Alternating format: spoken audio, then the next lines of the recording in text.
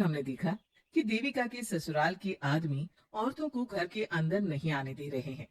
देविका उन्हें पुलिस में जाने की धमकी देती है, जिससे पूरे गांव में अफरा तफरी मच जाती है।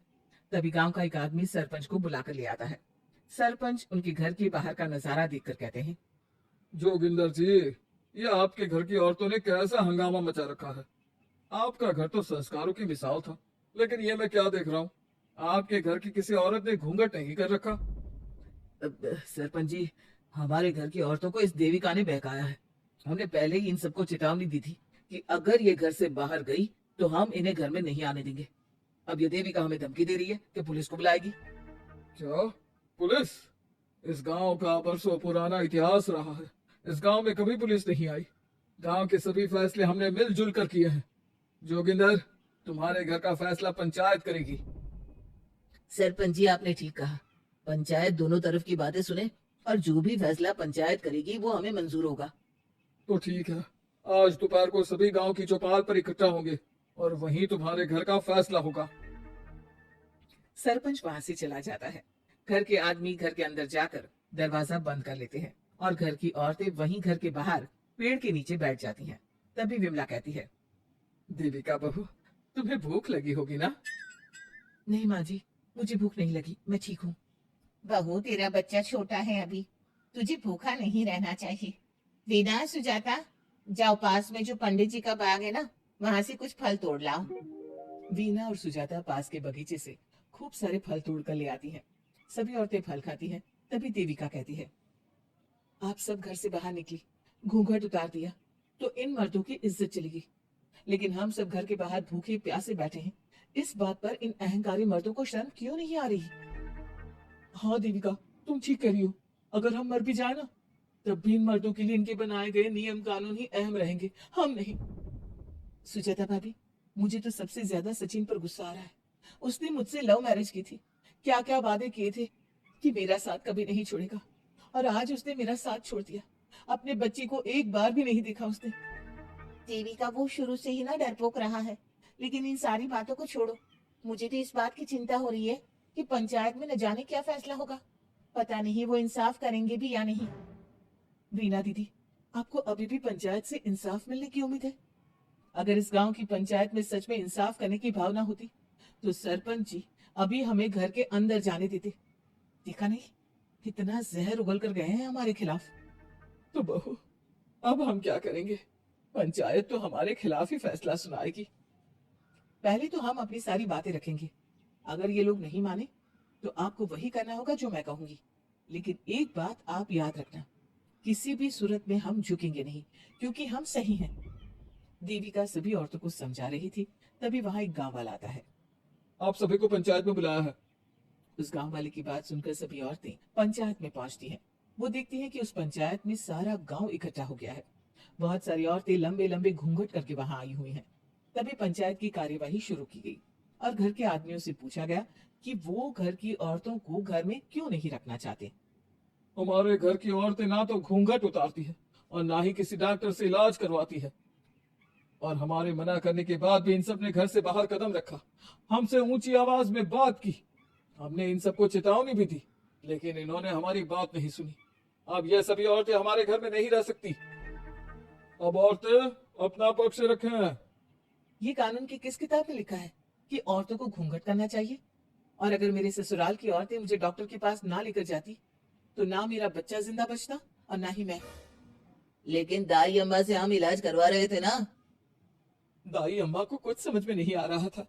देविका का इलाज दाई अम्मा के बस की बात नहीं थी। काफी देर तक दोनों पक्षों में बहस चलती रही। दोनों एक दूसरे पर आरोप प्रत्यारोप लगाते रहे, लेकिन दोनों पक्षों की बात सुनने के बाद पंचायत ने जो फैसला लिया उसके लिए तो देविका पहले से ही तैयार थी। दोनों पक्षों की बात सुनने के बाद पंचायत ने यह फैसला किया है कि सारी गलती महिलाओं की है। अगर वो अपने अपने पतियों से माफी मांग लेती है और वादा करती है कि भविष्य में कभी ऐसी गलती नहीं दोहराएंगी, तो वो घर के अंदर प्रवेश कर सकती हैं। हमें पंचायत का फैसला मंजूर नहीं है। हमने कोई गलती नहीं की जो हम माफी मांगे। पर किस बात का वादा करें हम? हमने देविका की जान बचाई है, तो आप हमसे भविष्य में किसी की जान न बचाने का वादा ले रहे हैं क्या? अगर तुम्हें पंचायत का फैसला मंजूर नहीं है तो तुम सबको घर में नहीं पुरानी हवेली में रहना होगा, जो अब खंडहर बन चुकी है। यह खंडहर तुम्हारे घर के सामने ही है।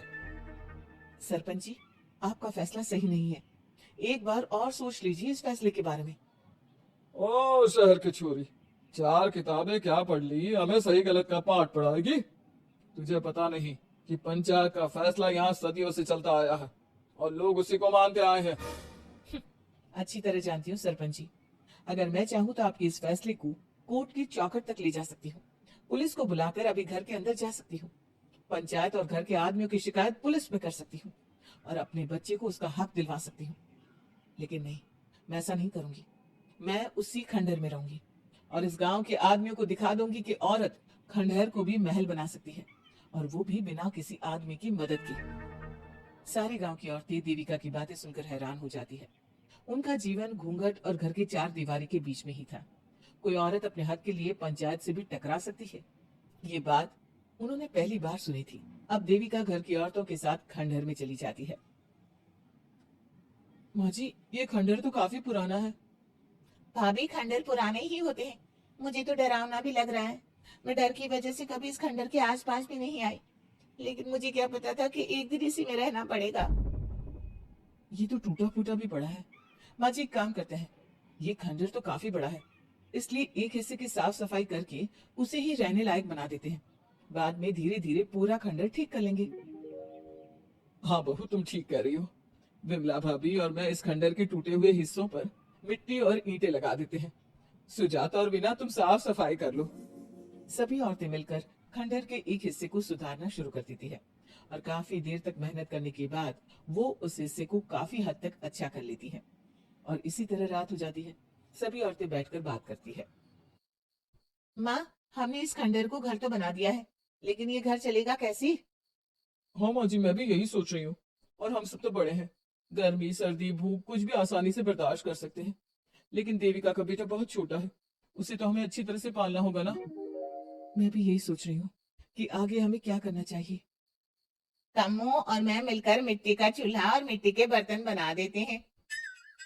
कुछ दिन के लिए खाने का इंतजाम भी हो जाएगा, क्योंकि यहाँ पर खेत और बाग बगीचे आसपास ही है, कहीं से कुछ भी ले सकते हैं। पहले आप मुझे ये बताइए कि आप सब लोगों को आता क्या है। मतलब कोई ऐसा काम जिसका आपको शौक हो, जो आपने बचपन से किया हो।